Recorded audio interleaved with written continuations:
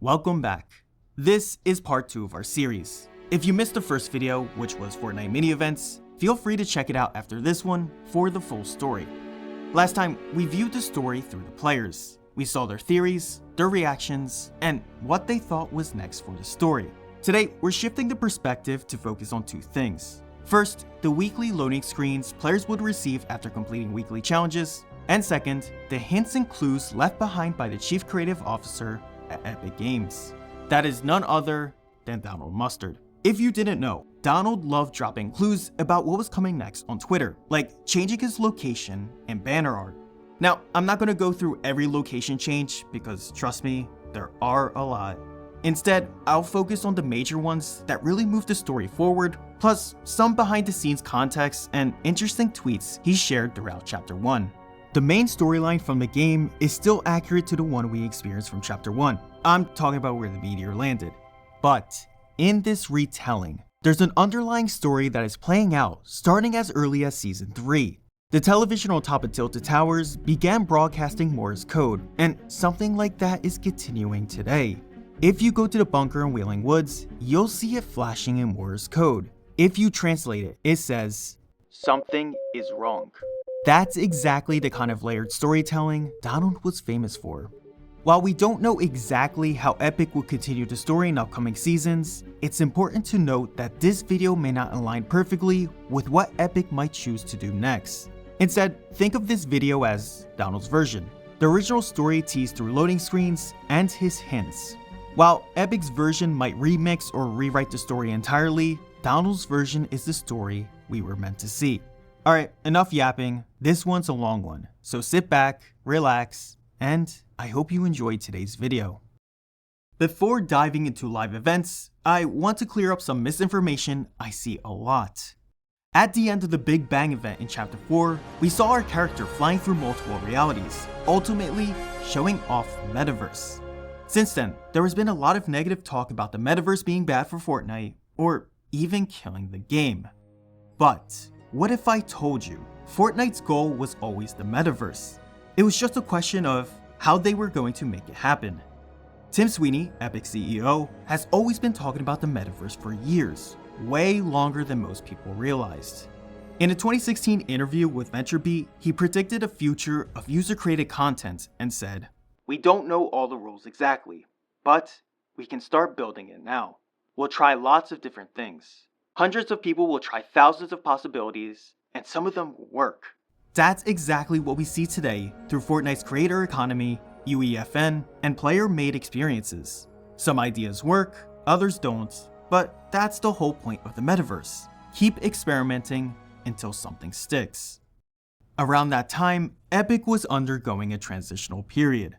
They sold Gears of War to Microsoft in 2014, and by 2016, they promoted Donald Mustard to Chief Creative Officer. Something interesting about Donald is that he fully embraced Tim's vision of the metaverse. In fact, in this same VentureBeat article, he quote tweeted it in 2017, saying he was inspired and wanted that future now. But he also had his own take on how to build that future.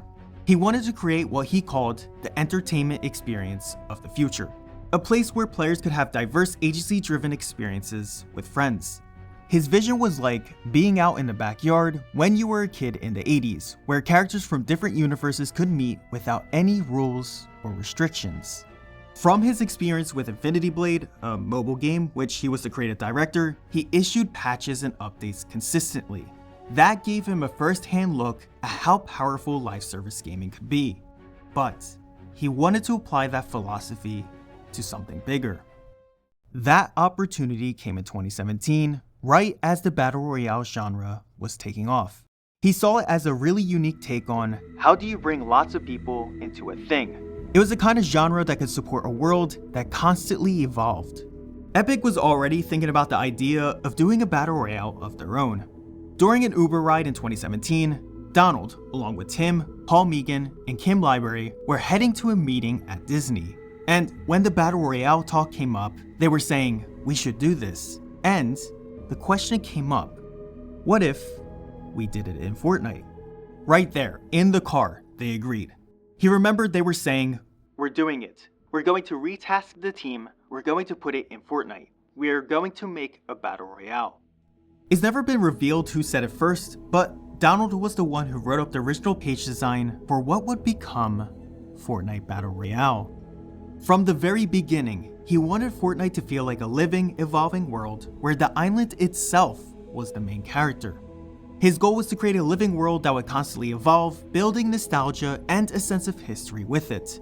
That philosophy led directly to Fortnite live events. I mean, we see that because before update 4.10, the bunker didn't exist. By the end of 2017, he already had mock-ups of what he wanted Fortnite to become.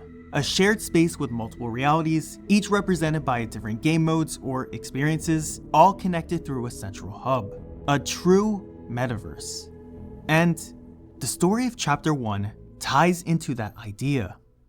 While Donald has said that the Fortnite story has started from the very beginning, I feel like it really kicked off in Season 3 with a mysterious object that appeared in the sky.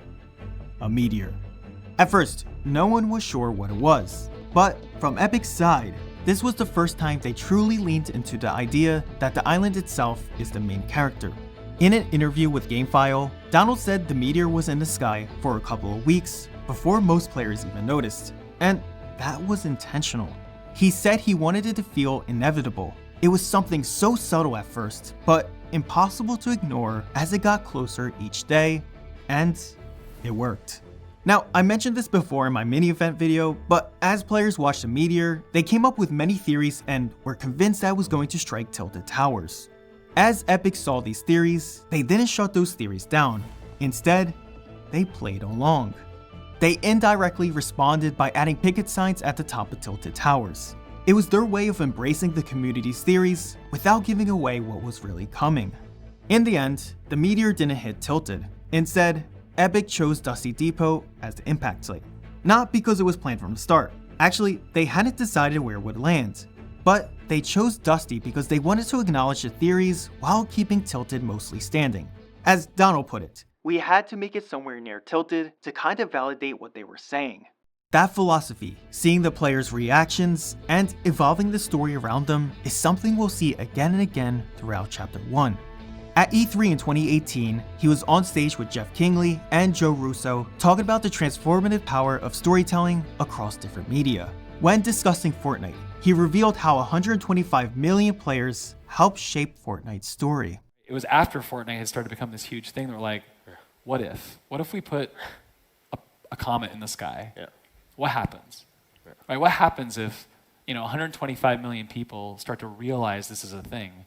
And as that plays out, I can, more closely than ever, I can be at that campfire seeing people's reactions. Evolving, you can iterate time, yeah. Right? And as I see it, I can be like, okay, I'm going to add this piece in, I'm going to tell this a little differently. What if we try this? And again, this might all fail spectacularly, right? That same approach was clear the night before Season 4 began, when Donald tweeted, "I am so excited for tomorrow. I can't wait for everyone to see what we built for the start of Fortnite Season 4. All of your speculation and theories have fueled and inspired us." That tweet really shows how the community shaped the story. We helped guide where the meteor would eventually land, they played along and generated more hype, and possibly, we helped them shape the future of Fortnite's story. When Season 4 launched, Dusty Depot was renamed to Dusty Divot, but that wasn't the only area affected. Meteor fragments also struck the prison, Risky Reels, and a single building in Tilted Towers, one that would become a recurring joke in the community. When looking at the story of Season 4, it was told in two parts. First was a fictional movie that was playing out through the weekly loading screens. Second were map changes happening on the island. If you weren't paying close attention, it's easy to miss how the two connected, but don't worry, I'll explain it. The loading screens followed the filming of a movie called It Came From Moisty Mire. During the shoot, a meteor fragment crashes into the prison, freeing a villain named Omega. He escapes and begins building an army of robots in his lair, which helps him build a rocket. Meanwhile, the heroes, led by Carbide, prepared to stop him. All this climaxed into an epic fight scene until... Cut! It was revealed to be a movie all along. The Week 6 loading screen titled That's a Wrap showed that It Came From Moisty Mire was a movie inside of another movie titled Prepare for Collision. But while players were following the movie's subplot in the loading screens, the real story was playing out on the island right in front of us. In Dusty Divot, the government set up a research base around the meteor, which slowly cracked open to reveal the Visitor, a character with unknown intentions who we would see go on to reshape Fortnite's story. Donald later revealed on Twitter that the character was nearly named a stranger right up until the very last second, but changed it to the Visitor because, as he put it, felt a bit more correct for his character. He also pointed out that if you look closely at the That's a Wrap loading screen, you can see the Visitor's shadow in the background working on the rocket, connecting the movie's subplot to the real story happening in-game. From there, the loading screens began to follow the Visitor. He takes over the abandoned villain lair and turns the fake rocket into a real one using hop rock stolen from the government. The rocket was ready to launch. All that was left was wait for the timer to hit 0. On June 30th, 2018, players from around the world logged in to witness the first ever real-time in-game live event. It was something that I believe truly launched Fortnite into mainstream pop culture. Donald, just like the rest of us, logged in to watch. He even tweeted a reminder before the event, and it went something like this. Please be cool and don't shoot each other while the rocket launches so everyone can enjoy a really cool moment together and we can show that at its core, humanity is great. But he simplified it to just 5 words. Be excellent to each other. During the countdown, photos were uploaded showing him directing his son where to land. Of course, he knew the best location for this rocket launch. And when the countdown hit 0, this happened.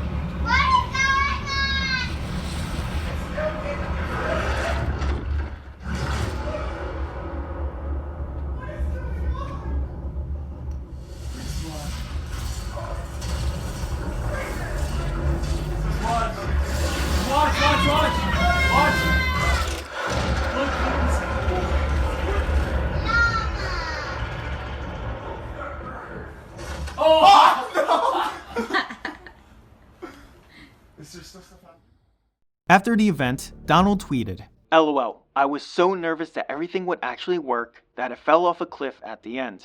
I'm still shaking." This is just a look at how much these events meant to him and how deeply he cared about delivering them well. This won't be the last time we'll see him react to an event. By the way, I want to mention this rumor I've seen floating around is that Donald voiced a visitor. I wish I could say it was true, but there's no evidence to confirm it. Trust me, I searched far and wide for this, and I couldn't find anything. It's possible that Epic used another employee's voice, or even hired a voice actor. Unless there's something I overlooked that proves otherwise, it's still unknown who actually voiced the visitor. After the rocket launch, the sky cracked. Literally, objects began disappearing and new ones from different realities came through rifts, setting the stage for Season 5. The story picked up right after Season 4 as entire POIs from different realities were pulled onto the island through the crack in the sky. Moisty Mire was replaced by a desert biome, Anarchy Acres became Lazy Links, and a Viking village appeared on the mountain near Snobby Shores. While it brought different POIs and items to the game, it also brought a human to the island. Drift was rifted into the Fortnite island. He was welcomed by a few characters, and for a while, everything seemed pretty normal. Until week 7. That's when the enforcers arrived. Their job was to retrieve objects that had previously disappeared through rifts and seal those rifts for good. In the week 7 loading screen, a group of enforcers is seen returning the motel sign that rifted away in the previous season. We still don't know exactly who they are, but the most plausible theory is that they work for the government, which might be the early version of what we now know as the IO. While all of this was happening, the cracks in the sky began to shrink, and this giant cube appeared. The community quickly fell in love with this cube, and they even named it Kevin. Everyone began following it, and even the characters in the weekly loading screens. But by week 10, players started to realize that maybe this thing wasn't so friendly after all, especially after seeing Bright Bomber's reflection in the cube. In that week's loading screen titled Dark Reflection, her reflection showed a much darker, evil version of herself, Dark Bomber. Speaking of the cube, Donald tweeted that the very first sketch of the cube was drawn on a whiteboard dated July 17th, 2018, which was right around the start of Season 5. So they knew something was coming, even if they hadn't figured out all the details yet. That was also revealed in the Blast-Off event. The rocket emanated strange shrieking sounds. When that audio was put through a spectrogram, it revealed coordinates, which later matched the exact spot where the cube appeared. If you want more details about that, I have a video about it. Also, and maybe I'm reading too much into this, but I don't understand the symbol on the cube. Was it just early concept art or something more? We may never know. Around the same time, Donald also started using Twitter's location feature to tease what is happening with the story or upcoming changes. With that, he posted his first hint, the cube. Yeah, we know that. However, this is still cool as it helps us understand that this is a new outlet for teasing or revealing information without tweeting, and we'll be keeping a close eye on its location updates as we go through future seasons. Season 5 wrapped up with the cube sinking into Loot Lake, so it could start its next phase of its plan in Season 6. But before we jump into that, let me just say, watching the cube roll across the map each week was wild, and there's still so much more to cover. So if you're enjoying this deep dive, please consider hitting the like button. It really helps. And if you want to see more videos like this, make sure to subscribe. Your support lets me know if I should keep creating this type of content. Alright, let's move on to Season 6. Season 6 opened with the cube rising from Loot Lake, lifting the Loot Lake house with it.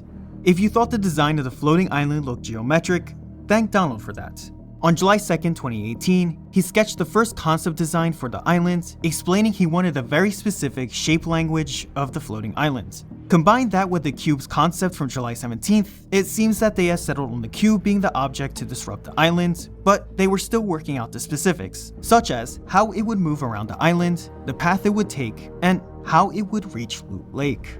Throughout the season, the island floated from one corruption zone to another.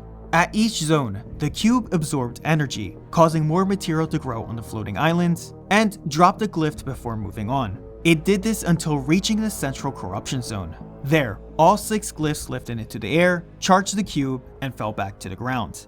The floating island then returned to Leaky Lake, fully powered. Then came Fort Nightmares. The cube shattered the floating islands into pieces and unleashed cube monsters across the island. Looking back, it's obvious that this was the last reality's first attempt at invading the island. But that plan failed because the cube became overwhelmed by its own power. Its body started cracking, breaking down, and eventually melting into Leaky Lake. On November 4th, the cube was unstable, and the event was ready to take place. Donald, just like the rest of us, was ready to watch it happen. Before the event, he tweeted, "One of the things I love most about the Fortnite community, that we can all gather to witness this together. I can't wait. Let's all stand with each other. See you at the lake."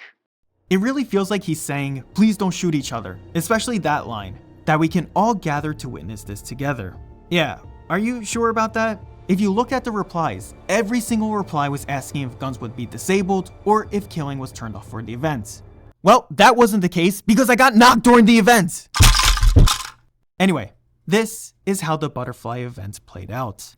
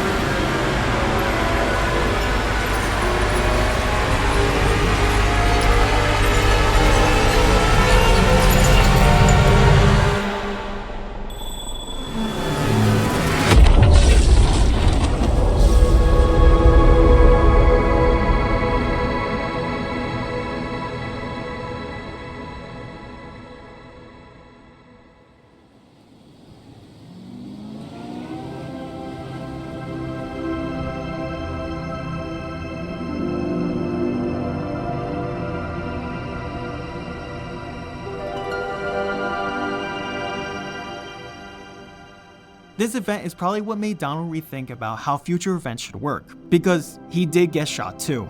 This just goes to show you that even a CCO at Epic Games can still get griefed by a 14-year-old. After the event, the island's atmosphere changed completely. What was once dark, foggy, and corrupted was now bright and peaceful, with ethereal music playing in the background.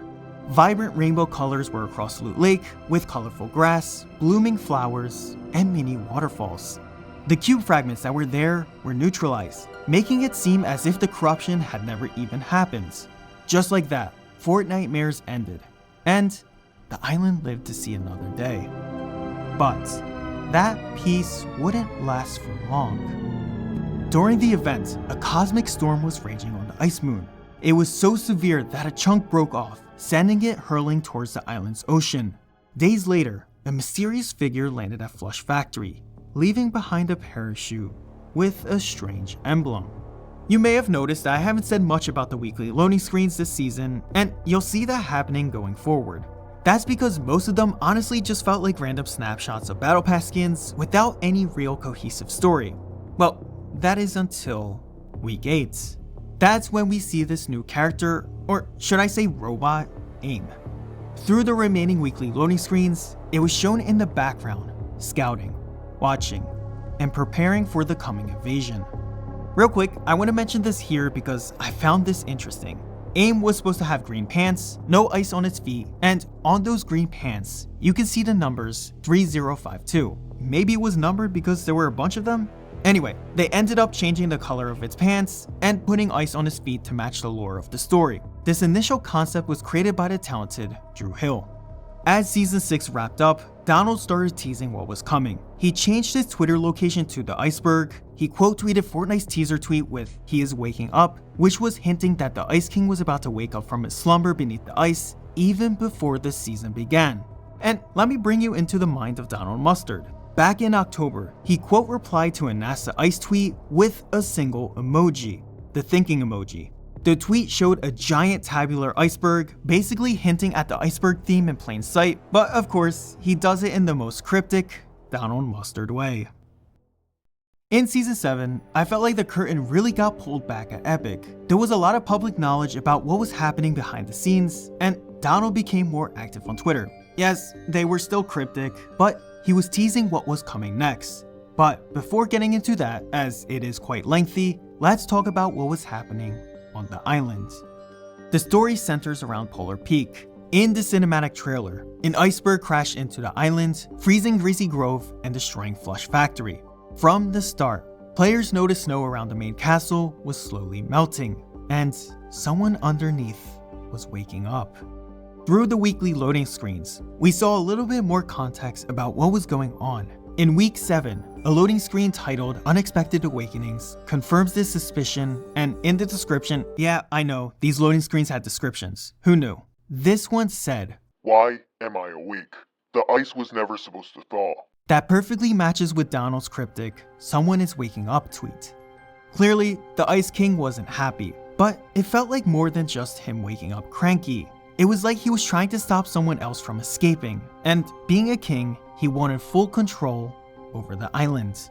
Week 8's loading screen, Summon the Storm, confirms that. In the description, it says, "I must restore order." Then, on January 15th, a giant sphere appeared above Polar Peak, with the Ice King inside. This part is completely coincidental, and it really feels like a life imitates art moment. ABC tweeted on the same day that a perfectly shaped ice disc appeared in a river in Maine, and of course, Donald sees this and does his classic thinking emoji tweet. I feel like every time he does that, it means it's Fortnite related. It was one of those weird Fortnite meets reality moments. He also changed his Twitter location to the dungeon, and if we visit that location in Polar Peak, we can see prison cells and these dragon eggs that have a faint heartbeat if you listen closely. Then, on January 19th, the Ice King carried out his plan and covered the island in snow and summoned Ice Fiends, which are the frozen version of the Cube monsters. Unfortunately, Donald couldn't personally watch that mini event live, but he did watch Ninja's reaction to it, and I just find this so awesome. It shows how much he still listens to the community. Also, he quote tweeted FNBR leaks, which is something I never expected, and he said, "You can be the good," which was in support of not griefing during the Ice King mini event. Finally, he replied to someone who was talking about how there's more underneath the iceberg by saying, "There is definitely something under the iceberg." At that time, it didn't seem like much. Maybe he was talking about the dungeon? Who knows? But remember this tweet. We'll come back to it later. Despite the Ice King's efforts, he failed.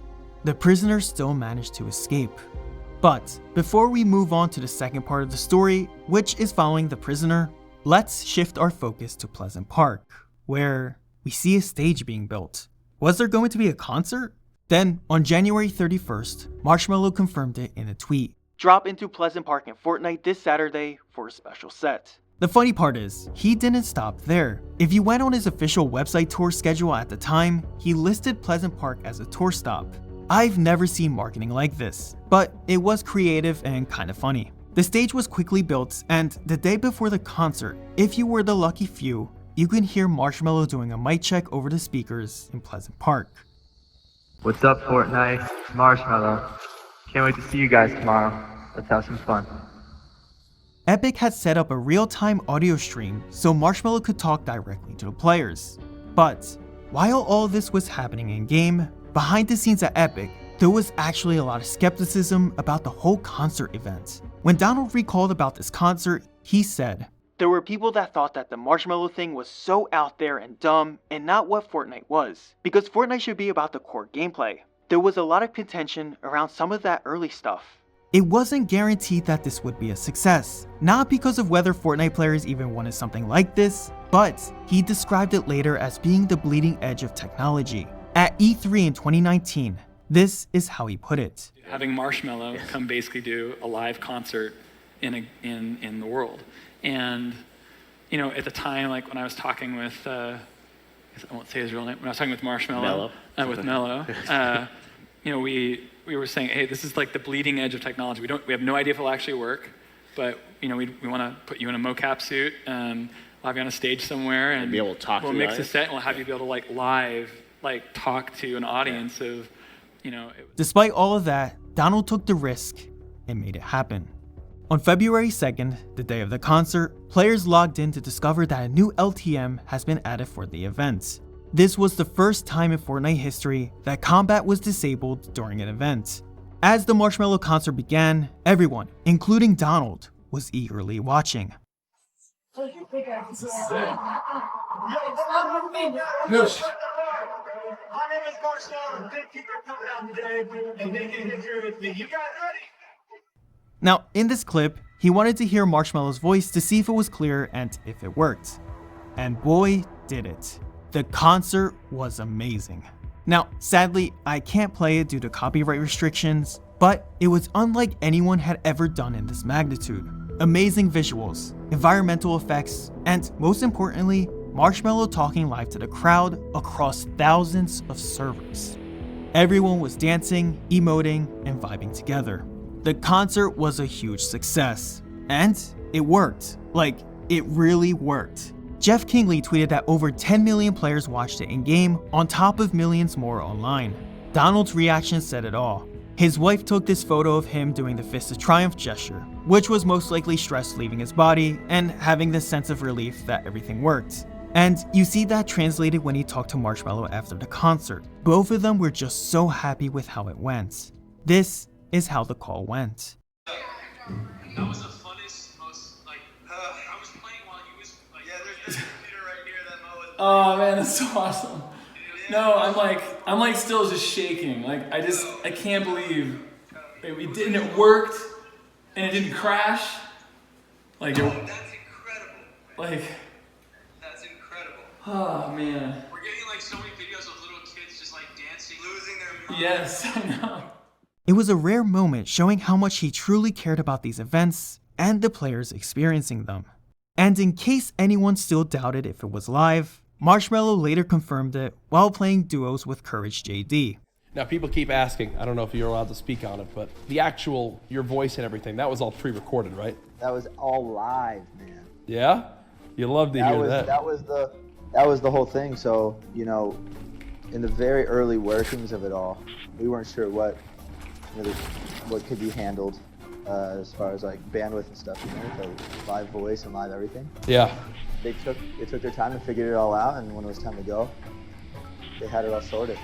That is insane. That is just beyond, and stuff like that is just what makes it next level. I feel like this concert redefined what was even possible for live events and games. I've never seen any other company pull it off at this scale. If anything, Epic is the only company that actually managed to outdo themselves not once, but twice, with the Travis Scott concert and even Fortnite Remix, the finale. Anyway, back to the main story. After escaping with dragon eggs, the prisoner began regaining his power by warming up. Donald updated his Twitter location to follow the prisoner. The first update was roaming free. The week 10 loading screen showed the prisoner at a campfire with the description, reinvigorated by the warmth of the flame, showing the prisoner melting the frost off his body and growing stronger as the chains binding him broke away.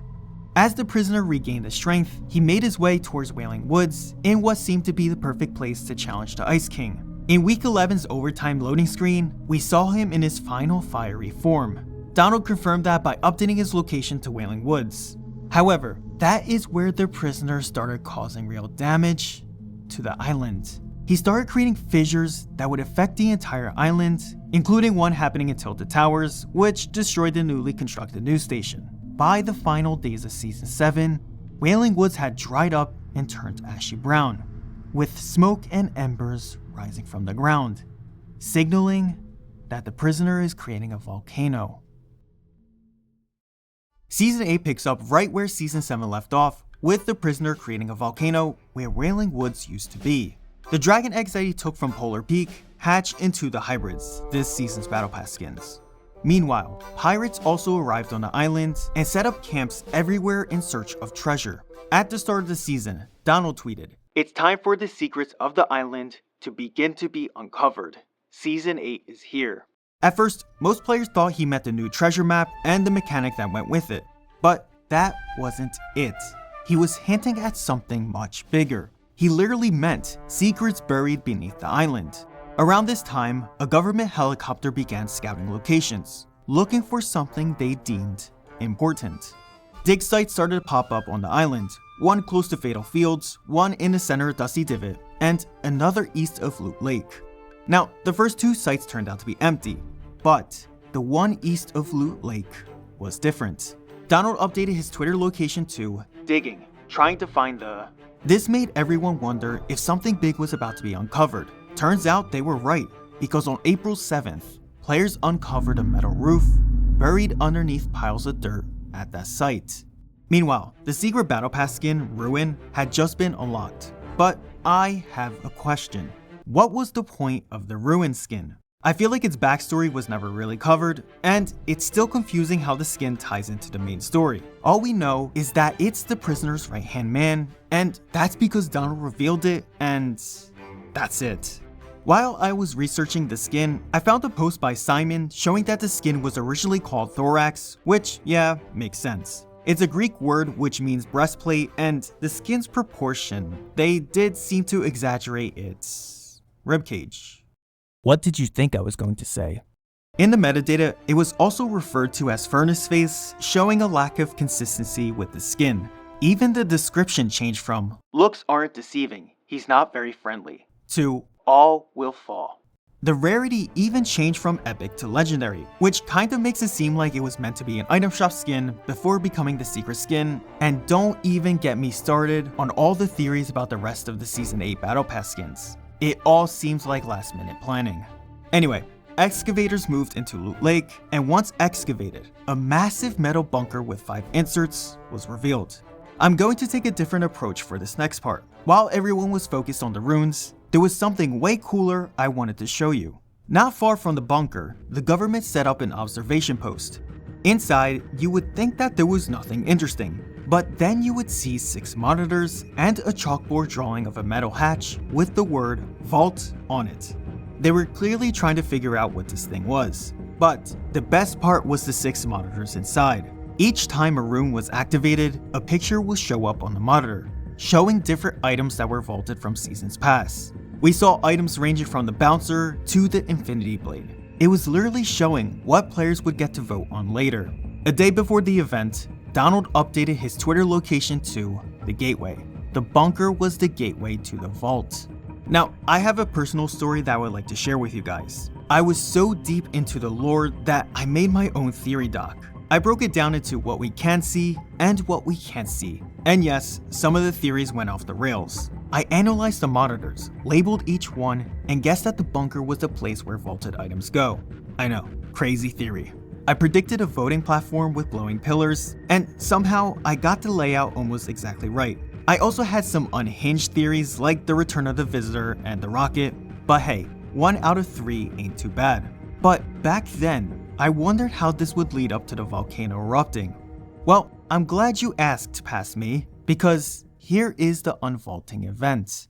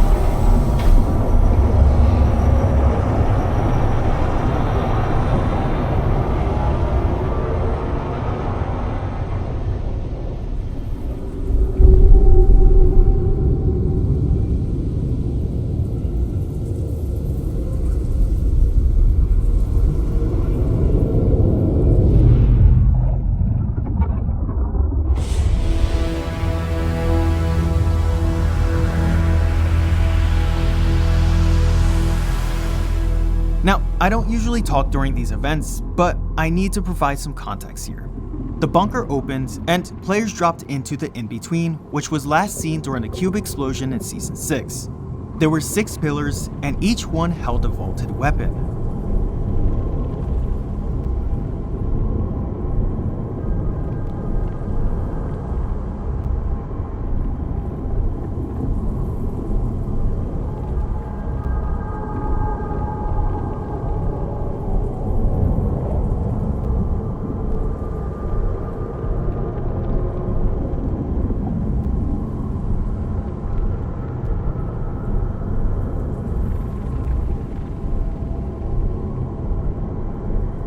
Nearby was a 0 point, which was shown for the first time ever. And in front of it, a wooden desk with a helmet, hinting that someone was protecting this area. In the end, players pickaxed the pillar of the item they wanted most. That item ended up being the drum gun.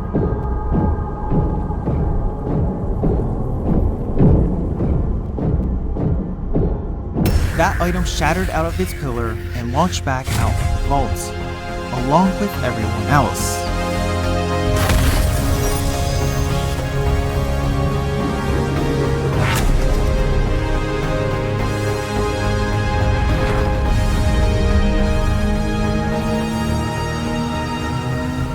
And that led to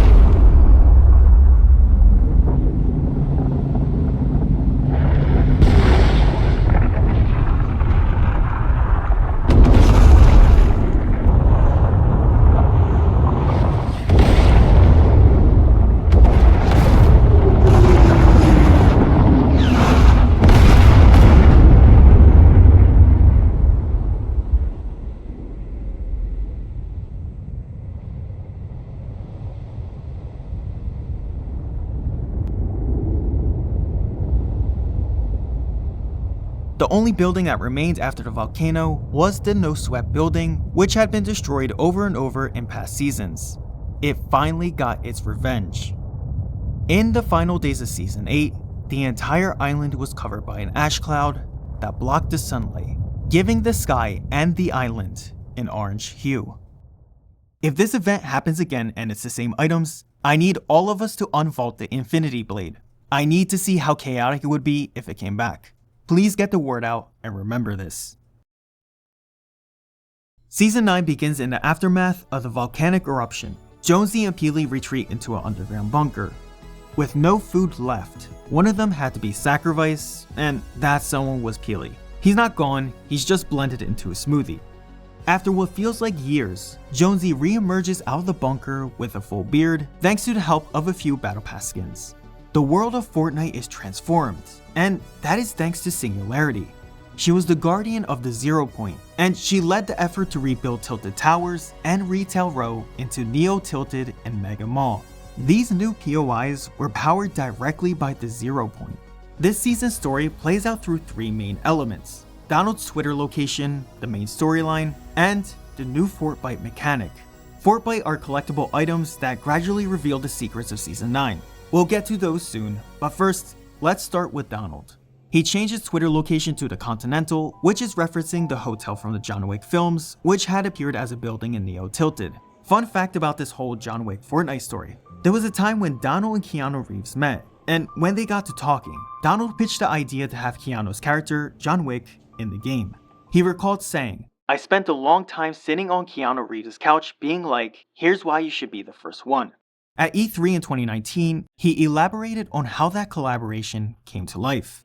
We have this character in Fortnite called the Reaper, which kind of, I mean, it wasn't intentional. Like, for me, we were just trying to like, no, let's just make this super awesome, Cool. like the Man in Black, Yes. right? And but he was starting to have like all these kids like come up to him, Right. like and all these teenagers like on the street, and they weren't doing the normal like, oh, you're Neo or you're like Fortnite guy, and he's like, what is this Fortnite thing? And then of course he's just like, that doesn't look like me, that's not me at all. He's like, we gotta do it right, you know, and so. Eventually, Keanu said yes, and John Wick became the first permanently obtainable licensed skin in Fortnite. Meanwhile, strange things were happening under Polar Peak. That volcanic bomb from the unvaulting event hadn't hit a random spot. Over time, the ice cracked, melted, and began to breathe. Something was alive. On May 28th, a giant eye opened, revealing a monster underneath the ice. If you remember back from Season 7 when Donald tweeted, there is definitely something under the iceberg. Well, this is what he was teasing all along. I love it when he does things like that. Something so subtle yet so layered. The fact that he posted about it from months ago is what makes Donald such a great storyteller. No one comes close. Soon after, he updated his location to circling as the monster broke free and began swimming around the island. But the monster didn't stop there. There was destruction around the islands because of this monster. Donald would change his location to Hungary, and sure enough, the houses in Snobby Shore, the modern house in Pleasant Park, and the factories by Loot Lake were all destroyed, as well as the wires by the vault which powered Neo tilted. They have been chewed through by the monster. As all of this was happening, the government was aware of this, and they were scrambling to build something to combat the monster. Donald switched perspectives to the government and changed his location to planning, as construction at Pressure Plant began. By July 2nd, he updated his location again to building, as the feat of the giant robot began. 2 days later, he changed his location to Somewhere Strange, which was a collaboration with Stranger Things. Fun fact about this collaboration is that they planned a Stranger Things POI that was scrapped. An environmental artist, Pat Jones, shared it on his ArtStation with the caption, "Stranger Things POI, not published." It's unknown if taking the Stranger Things portal in Mega Mall was supposed to transport you to this POI or if it was meant for creative, but it's cool to see scrap content and wonder what could have been. As the building of the mech was almost completed, Donald was updating his location constantly to show that the final showdown was about to begin. But he posted something interesting that seemed out of character. This was from the monster's point of view. On July 19th, he said, The energy source. Found. That source, of course, was the 0 point. The monster had found it. But why? Then, on the day of the event, he updated his location in a back and forth narrative between the monster and the government. Monster. I will consume and destroy. Government. We will defend the island. Monster again. I am the Devourer. But before we see what happens next, let's talk about something that quietly told the entire story of Season 9. Fortbytes. At first, they just seemed like another collectible for bonus cosmetics. But if you were paying attention, there was something deeper. As players collected more Fortbytes, a hidden image began to form. What it revealed was a single frame, showing Jonesy inside the same underground bunker we saw in the Season 9 cinematic trailer. After sacrificing Keely, Jonesy had completely lost it. He was scribbling all over the bunker wall using a pencil and Keely's remains? Pink goo? I don't know what it was, but he was using it to highlight the drawing. But as we collected the pieces and completed the image, we got to see what he was drawing. The entire timeline of Fortnite. The meteor crashing into Dusty Depot, the rocket launch, the cube, all of it was there, drawn out like a crazy person trying to make sense of it all. It was a recap of the island's history, but also a prediction. Because on the left side of the wall was a drawing of the mecha's head, and on the right was the Devourer. Alongside the image, you also unlocked the loading screen titled Vision, which gave us a clearer view of that final drawing. It foreshadowed the upcoming battle between the mecha team leader and the Devourer. So, without further ado, let's see how it all went down.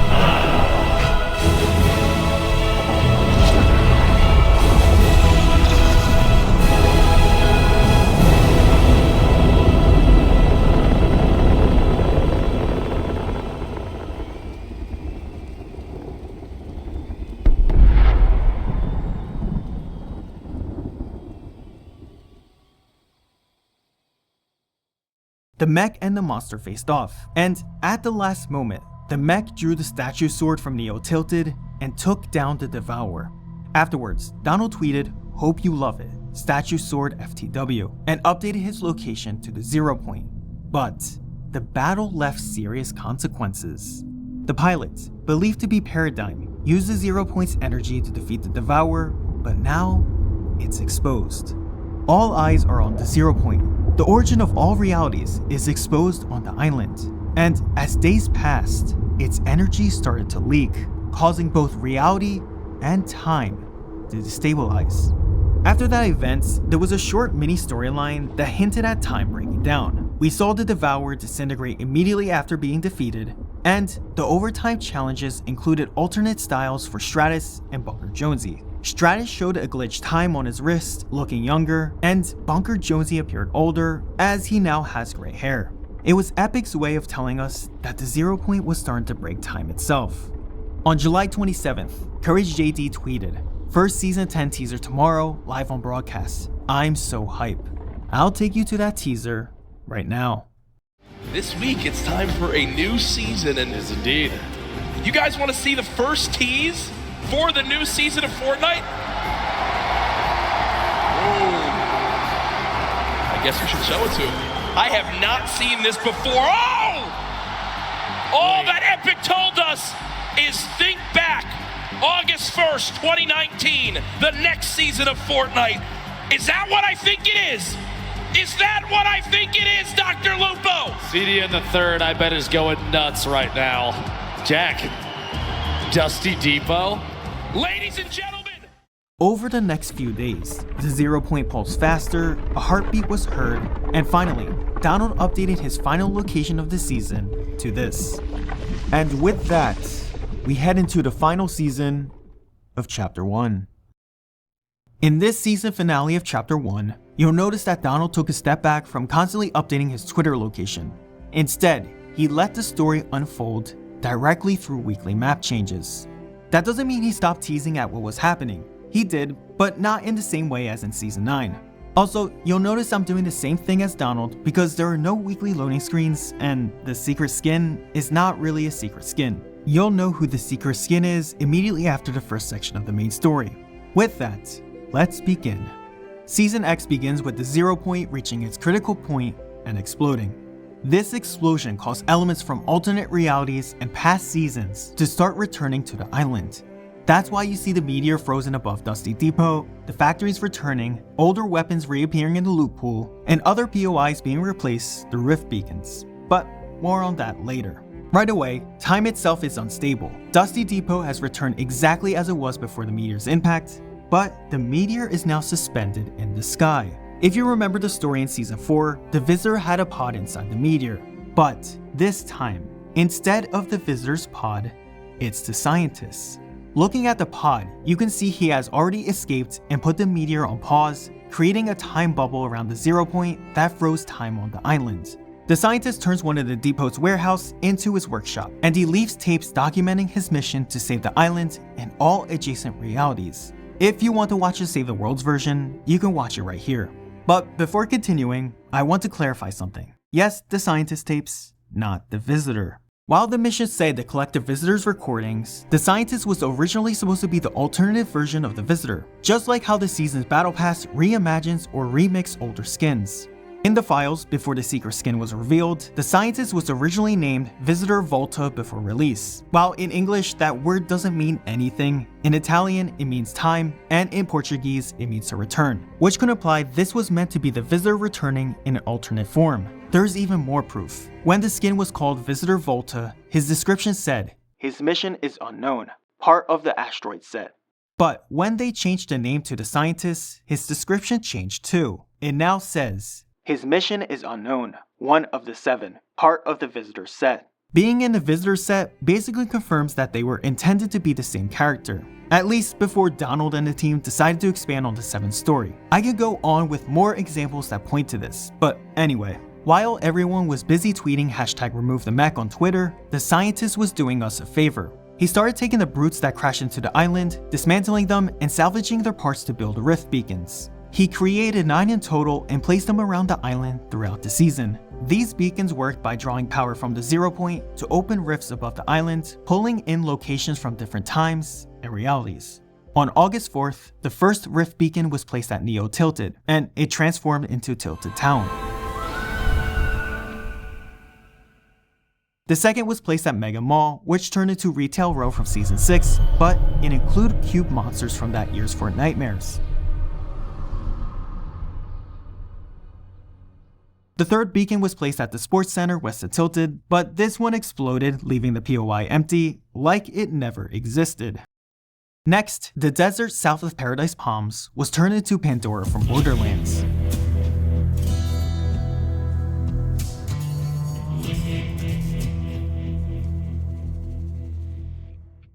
Then one was placed at Fatal Fields, and instead of a new POI, the floating island returns, but with a twist.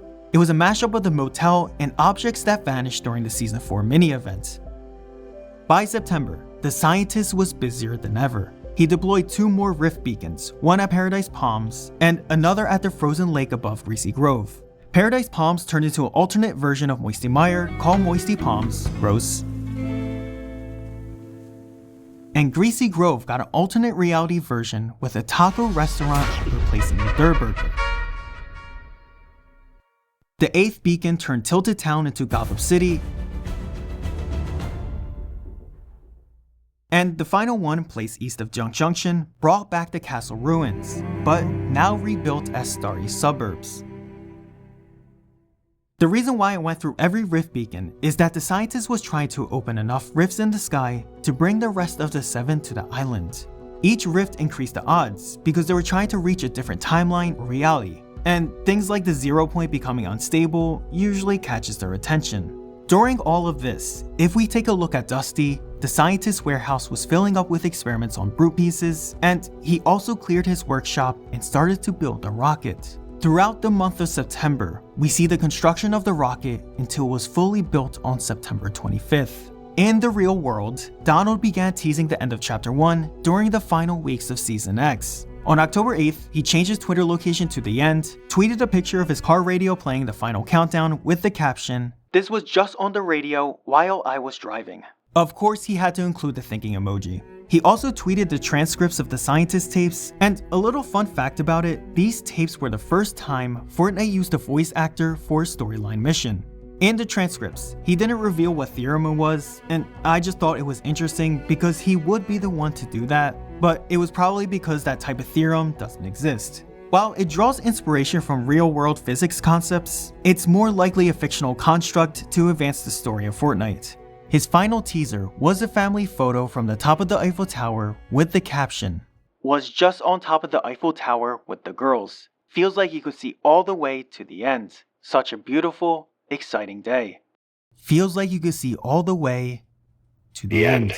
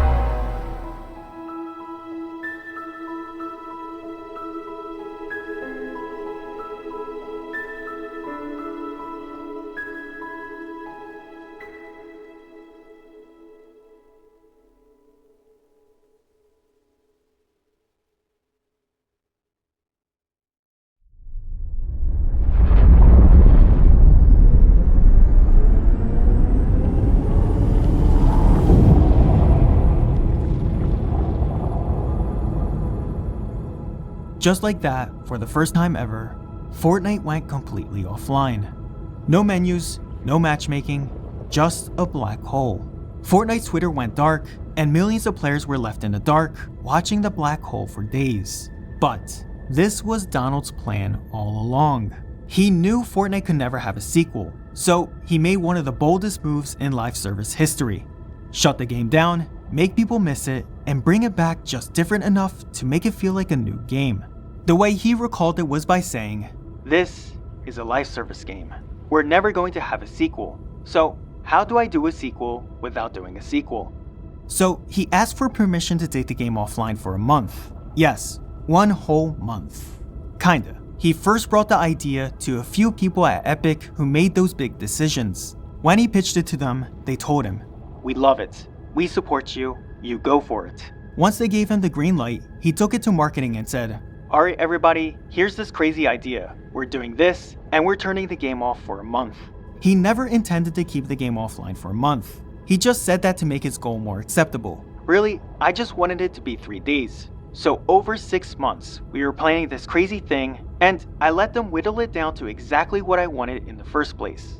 Just 3 days. So, if he had been planning this 6 months earlier, that means the end of the Chapter 1 map was already talked about and being planned during Season 8. That's wild to think about. While players stared at the black hole, something strange happened.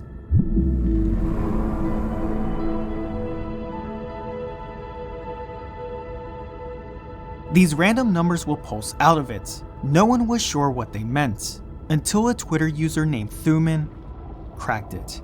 These numbers match exact word placements from the scientist's recordings. By matching them up, players discovered a hidden message. So if we use Donald's tweet of the transcript, assign a number to each word, and compare it to the numbers that came out of the black hole, 11, 146, 15, 62, 87, 14, 106, 2, and 150, the numbers translate to, "I was not alone.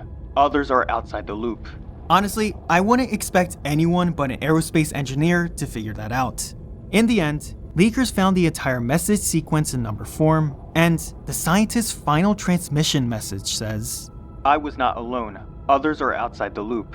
This was not calculated. The nothing is now inevitable."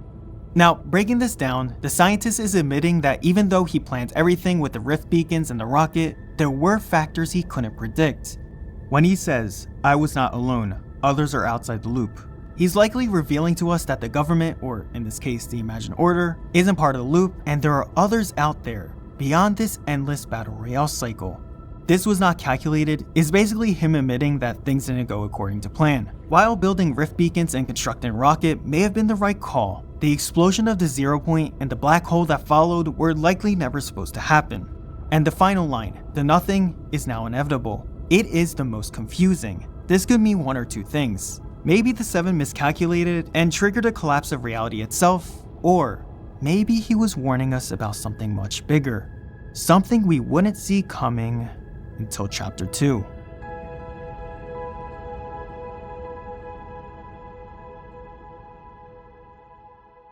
And now, here we are again. The rocket event just happened once more in Fortnite OG, and like I said in the very beginning of the video, Epic has 2 options. Follow the original path Donald and his team carefully laid out, or go in a completely new direction and rewrite the story of Chapter 1. Either way, I'll be watching to see what they choose. It's going to be really interesting. And that's it. That's the entire story of Fortnite Chapter 1. From the weekly loading screens, map changes, to Donald Mustard's cryptic Twitter teases, and even some behind the scenes moment with him and the Epic team, it's been a wild ride. I'm sure I missed something. Researching content that's nearly 9 years old means running into dead links, deleted tweets, or just straight up misinformation. So if you notice anything I overlooked, or you have your own theories or corrections, let me know in the comments. I genuinely love to hear them. I have also been thinking about covering some of the behind the scenes chaos around Season X that involves Chapter 2. If that sounds interesting, let me know. Thanks so much for sticking around to the end. If you enjoyed this deep dive, leave a like or subscribe if you want to see more. I seriously appreciate all the support. I love you all, and I will see you very soon.